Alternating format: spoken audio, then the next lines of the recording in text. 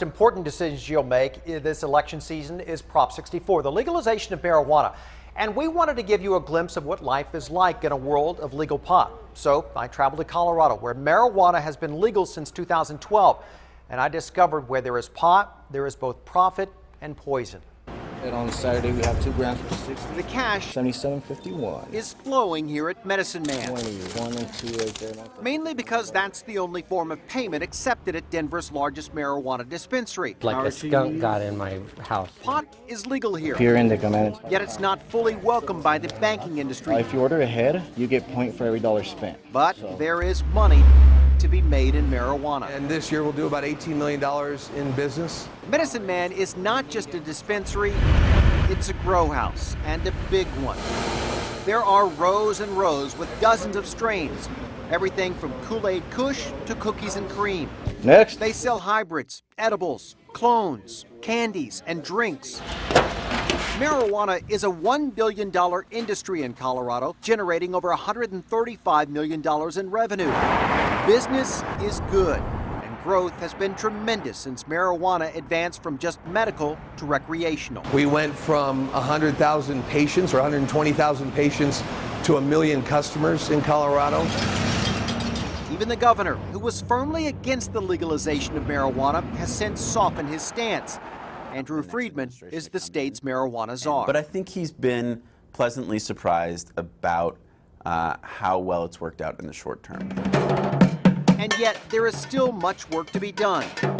The 16th Street Mall in Denver, a 1.25-mile stretch of shops and restaurants in downtown, was said to be so overrun with young homeless 20-somethings who traveled here from all over the U.S. just for the legal pot.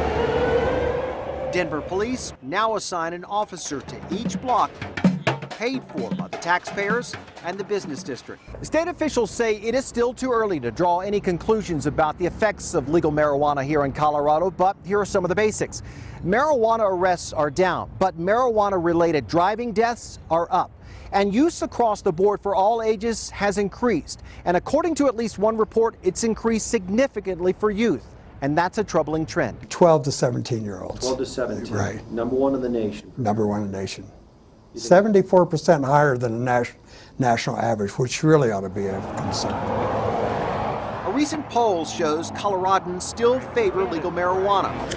But those in power warn, be educated and aware that what's to come can be both profitable and poisonous. If you just vote and then walk away, you've kind of not really answered the hard questions.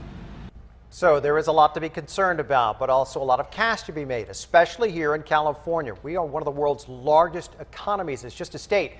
We will be exploring this issue further here in the coming days. And if you have questions, send them to me on my Facebook page, Steve Atkinson 10 News, and I'll host a Facebook Live Q&A on legal marijuana at 7:45 p.m. A recent Scientific 10 News Union Tribune poll also asked more than 800 California voters if they support Prop 64. 52% of you polled said you will vote for Prop 64. 41% say they will not vote for it. 6%, that's the undecided. 1% say they won't vote either way.